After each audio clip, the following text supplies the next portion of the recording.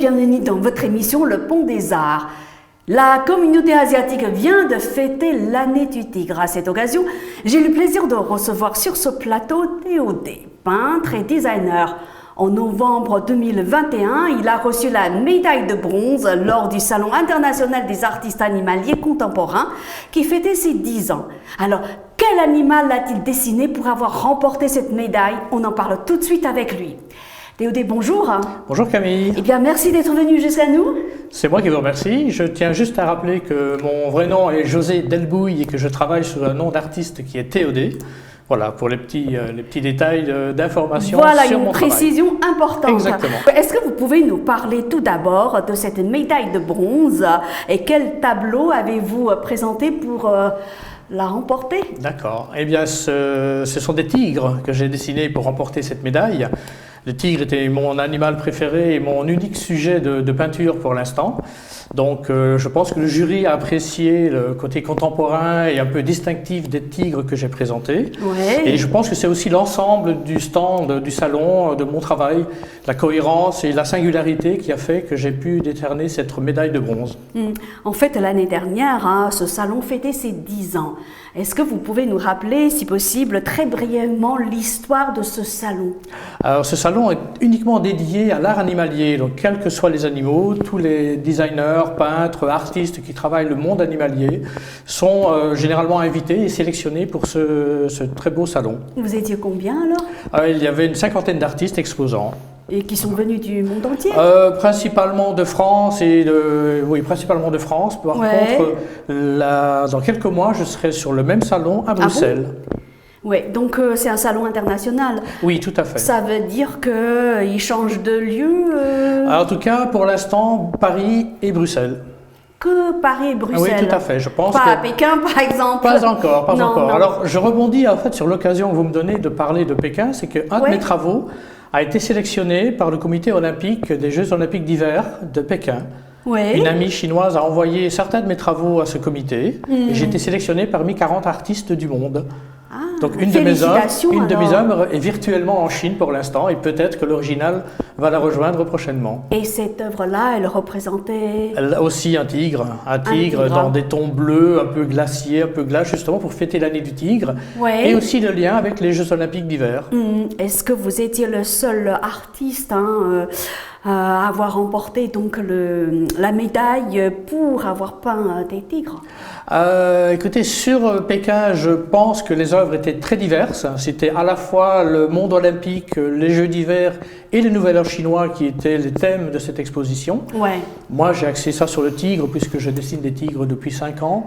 Et donc voilà, je pense que les sujets étaient variés, mais la particularité de l'année 2022 avec l'année du tigre a dû influencer peut-être le jury en ma faveur, donc c'est agréable. Et donc l'année dernière, vous avez présenté des tableaux représentant le tigre. Est-ce que parce que vous avez pensé à fêter l'année du tigre ou c'était juste une coïncidence? C'est une vraie coïncidence parce que ça fait au moins 5 ans que je dessine des tigres uniquement. 5 ans 5 ans au moins, oui. Dans mes travaux remontent à beaucoup plus longtemps que l'année du tigre. C'est l'occasion cette année de les montrer un peu plus que d'habitude.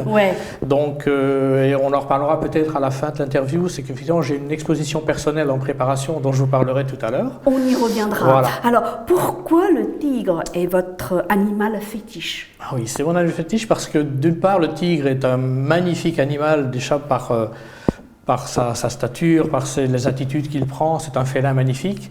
Il est très très très distinctif par son pelage, on peut le confondre avec aucun autre. En même temps, il est un peu comme moi, il est un peu solitaire, il vit dans la montagne, il se cache, il est rare. C'est un animal solitaire. Solitaire, tout à fait. Et je suis solitaire dans ma création également, donc c'est un fil conducteur qui me lie avec lui. Et un autre lien que j'ai avec le tigre, c'est qu'il est assez rare. Et que dans mon métier... C'est un animal rare, tout à fait. Mais qui n'est pas en voie d'extinction quand même. Non, je pense que ça va mieux maintenant, que tous les efforts qui ont été faits sont là et que le monde a pris conscience de sa beauté et du danger qu'il y avait à le voir disparaître. Donc tout le monde s'est mobilisé, je pense que ça va dans le bon sens. Mais enfin, le combat continue, je pense. Ouais. Mais mon travail est plus sur le côté esthétique et la beauté de l'animal qui me permet, et sa liberté également, parce qu'il est à la fois rare mais libre. Et c'est ce côté liberté qui fait que quelque part, ça me donne aussi la liberté de l'exprimer en création. En fait, vous êtes, si j'ai bien compris, je parle sous votre contrôle, un artiste animalier contemporain. Pourquoi contemporain? Oui, parce que mon travail de designer m'a toujours fait prendre conscience de la distinction et de ces éléments singuliers qu'il fallait donner à son travail. Pendant toute ma vie, j'ai créé des logos, certains assez connus, comme la Caisse d'épargne ou le groupe GMF. Vous avez travaillé pour la Caisse d'épargne? J'ai créé le logo de la Caisse d'épargne, le fameux écureuil rouge que vous voyez. Voilà, c'est vous qui avez dessiné? Exactement. Ah, je ne le savais pas. Une grande découverte. Tout à fait. Donc dans ce travail de recherche de logo, d'identité visuelle, on cherche toujours ce qui est singulier, ce qui est spécifique, ce qui est unique. Et le tigre a toutes ses qualités pour moi. Il est unique, il est spécifique. Donc quelque part, il y a un lien un peu intellectuel avec le tigre de cette façon-là. Et donc c'est mon unique sujet de travail plastique pour l'instant, depuis 4-5 ans maintenant.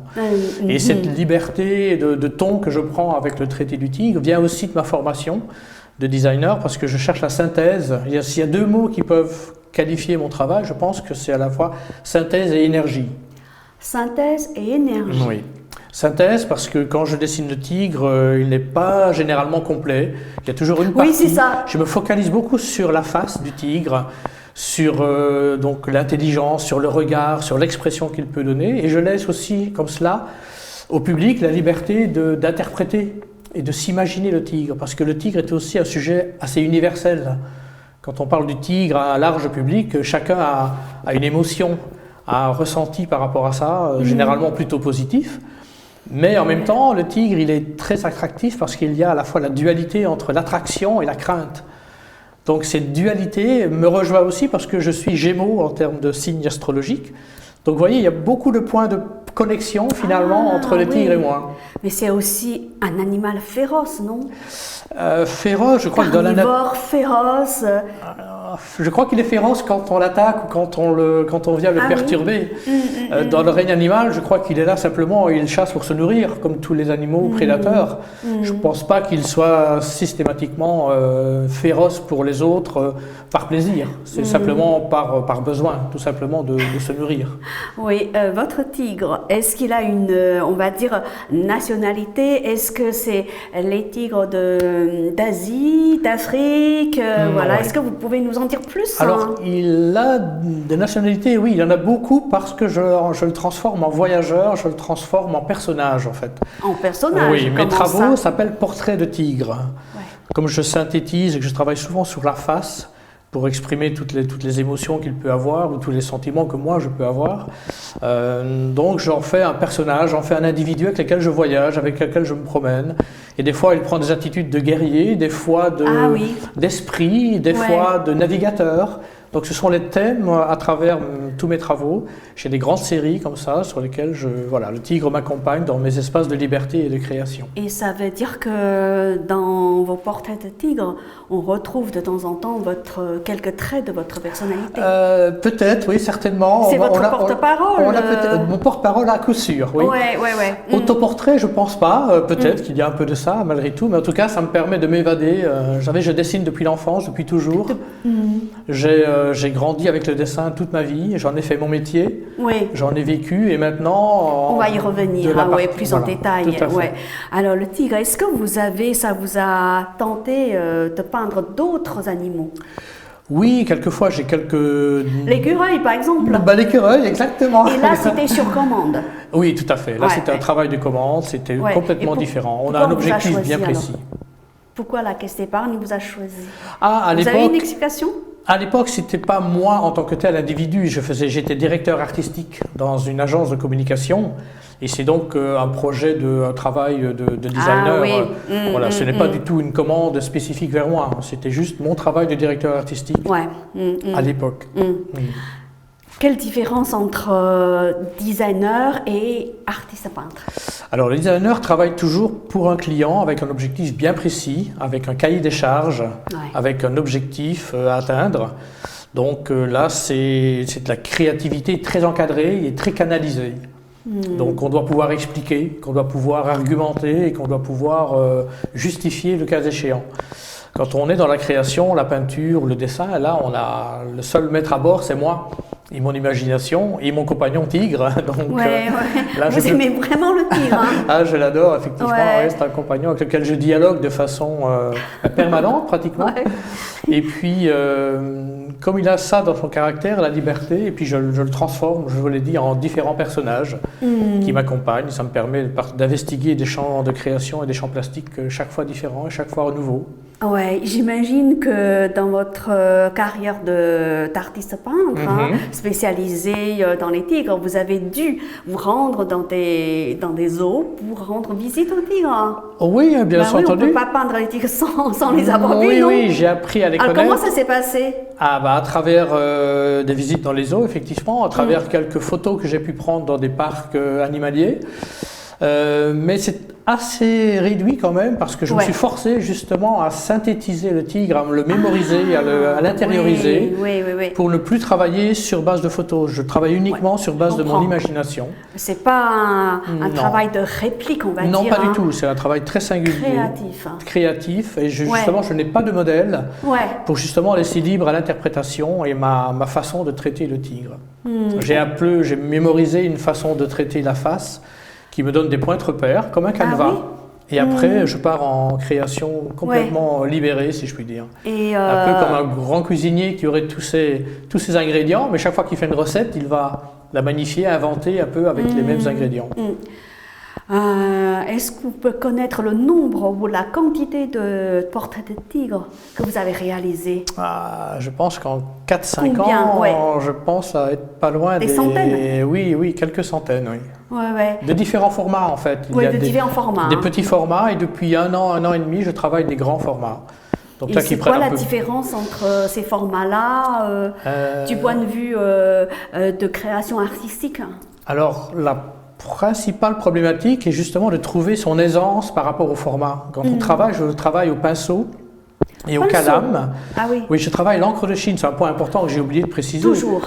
La plupart de mes travaux sont en encre de Chine ou encre colorée, mais en tout cas un médium liquide que je travaille au pinceau et au calame. Le calame, c'est le morceau de bambou qui est taillé en pointe, qu'on trempe dans l'encre, ce qui permet d'avoir une nervosité dans le trait qu'on n'a pas forcément l'équivalent avec le pinceau. Et cet outil-là, ça vient d'Asie aussi? Et oui, des bouts de bambou principalement. Bambou, tout à fait. Exactement. Donc c'est un peu le lien, peut-être vous avez posé une question tout à l'heure sur le lien avec éventuellement la Chine. C'est que c'est le médium qui fait surtout le lien avec moi. C'est l'encre de Chine, les papiers, je travaille beaucoup sur papier.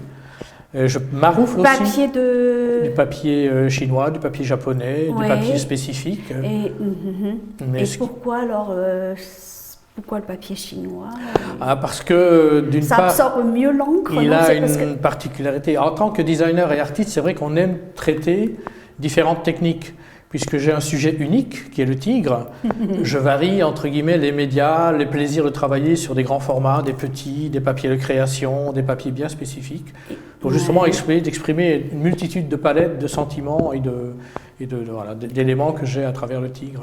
Quand vous parlez de médias, ça veut dire support, non? Oui, tout à fait. Donc, disons que le papier chinois, c'est votre principal support d'expression pour dessiner les tigres. Pas forcément chinois, mais le papier en général. Le papier en général, oui, tout à fait. Des papiers très divers qui permettent justement d'avoir une sensibilité très différente. Et l'encre va accrocher d'une manière très spécifique sur un papier fin ou un papier plus épais. Donc je me teste aussi depuis quelques mois à la gravure. Donc à la façon de reproduire un élément qu'on a créé sur un support et de le transférer sur une feuille de papier. Là aussi, des étapes de création qui sont très très intéressantes. Parce qu'entre l'idée d'origine, le premier travail qui est fait et ensuite le résultat final, il y a toujours une étape et des choses aléatoires et un peu de surprise même pour l'artiste lui-même. Oui, parfois vous êtes surpris vous-même par le résultat. Exactement, final. Et parfois des accidents graphiques ou quelque chose qu'on n'avait pas prévu donne quelque chose d'intéressant à exploiter par la suite. Donc voilà, c'est toute cette démarche qui qui est sans fin, je dirais. Une fois qu'on prend les pinceaux, le calame et l'encre de Chine, on peut travailler pendant des heures et des heures. Ouais. Alors, quels sont les tigres célèbres? Pour faire un rapprochement avec le zodiaque les tigres chinois célèbres, ou asiatique. les personnes célèbres qui Oui, seraient c'est du ça, signe du tigre. Voilà. Eh bien, écoutez, j'en connais quelques-unes, mais je pense qu'il y en a beaucoup. Mais apparemment, Leonardo DiCaprio, Tom Cruise, Marc Lavoine sont des tigres. Voilà. Donc, mais je n'ai pas particulièrement creusé le sujet. Vous n'avez pas essayé de leur envoyer vos portraits de tigres? Vous pouvez. C'est une bonne idée, pourquoi pas? Ben oui, et puis avec leur portrait à côté, par exemple. Avec cette occasion, pourquoi pas, effectivement, leur envoyer quelques-uns de mes travaux pour avoir déjà leur avis, leurs sentiments. Ce qui est intéressant, c'est d'avoir le regard du public, le regard des autres. Ouais, ouais. Voilà, donc, Mais est-ce que en France, vous êtes, on va dire, l'unique peintre spécialisé en tigre? Vous faites partie des artistes spécialisés en tigre, assez rares. Écoutez, vous connaissez entre vous? Je connais d'autres artistes animaliers qui ont une palette plus large, c'est-à-dire qu'ils dessinent pratiquement tous les animaux. Ouais. Pas forcément uniquement le tigre. Ouais. Oui, moi peut-être que je ne sais pas, je n'ai pas vraiment investigué, mais c'est une particularité que j'ai, c'est que je pense que j'ai encore pas mal de choses à exprimer sur ce sujet. Sur ce sujet-là. Tant que la créativité est là, je continue. Après, je pourrais élargir mon bestiaire certainement.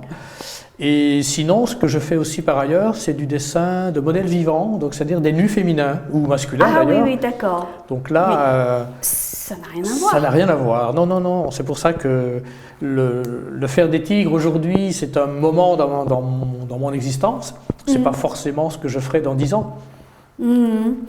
Alors maintenant, est-ce que vous pouvez revenir sur votre parcours d'artiste peintre ou d'artiste designer? D'accord. Eh bien, je suis né en Belgique et j'ai fait mes études en Belgique également. J'ai fait des études d'art graphique à l'Institut Saint-Luc.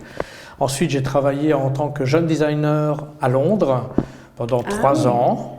Ensuite, je suis arrivé à Paris où j'ai été recruté par une agence de design et j'ai fait là un peu toute ma carrière, je puis dire. J'ai travaillé pendant 10 ans dans cette entreprise pour être ensuite directeur de création. C'est à cette occasion que j'ai créé des logos dont nous avons parlé tout à l'heure, de la Caisse d'épargne, GMF et plein d'autres.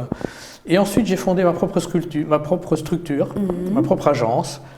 Là aussi pour voler de mes propres ailes, je dirais, et puis continuer mon métier de designer. Oui, alors pour revenir donc à la création pour la Caisse d'épargne, donc on vous a demandé de dessiner un écureuil, n'est-ce pas? Et ce travail-là vous a pris beaucoup de temps? Alors le travail, la demande n'était pas vraiment de dessiner un écureuil, c'était simplement de faire évoluer l'identité visuelle, de faire évoluer chaque entreprise comme chaque individu à un moment des périodes clés et charnières dans sa vie.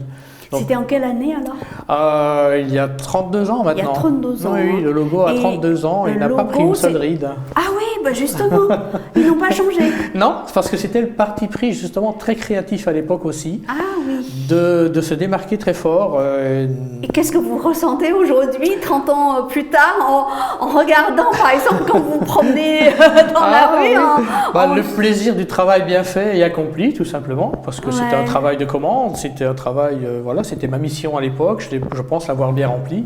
Et ça vous a pris combien de temps alors? À l'époque ça a pris quelques mois quand même, réflexion, des études. Pour dessiner un écureuil? Non, alors le dessin lui-même a été finalisé en une seule nuit. Une seule nuit? Oui. On vous a donné un cahier des charges bien précis ou? Oui, c'est l'agence dans ces cas-là qui travaille aussi le cahier des charges, qui fait des études, on argumente, on voit le client, puis à un moment donné, on a une méthodologie de travail qui fait qu'on arrive à une synthèse. Une nuit seulement. Une synthèse à la fois dans le sens de ce qu'on va créer, et parce que l'identité visuelle, c'est le maximum de sens avec le minimum de signes. Parce qu'un logo, ça doit être synthétique, ça doit être unique, ça doit être distinctif. Donc toutes ces valeurs-là, quelque part, je me rends compte qu'aujourd'hui, je les attribue aussi, je les transpose dans mon travail artistique. Mes tigres sont singuliers, ils sont uniques, ils sont très distinctifs. Finalement, c'est un même parcours qui se prolonge de façon beaucoup plus artistique maintenant, alors qu'avant, il était plus sur du travail à la commande, si je puis dire. Est-ce que votre travail de création, à l'époque, lorsque vous travailliez pour la Caisse d'épargne, quand vous avez reçu cette commande, ne vous a pas donné l'idée de continuer avec l'écureuil? Non, pas du tout. C'est un autre domaine. Là, ce sont des travaux de commande. C'est mon métier de designer, de directeur artistique. dans le cadre d'une agence de communication, donc c'est complètement professionnel, je dirais. Cette vie-là est antérieure et derrière moi maintenant, et j'entame plutôt une vie créative totalement libre. Donc le sujet, c'est le tigre pour l'instant.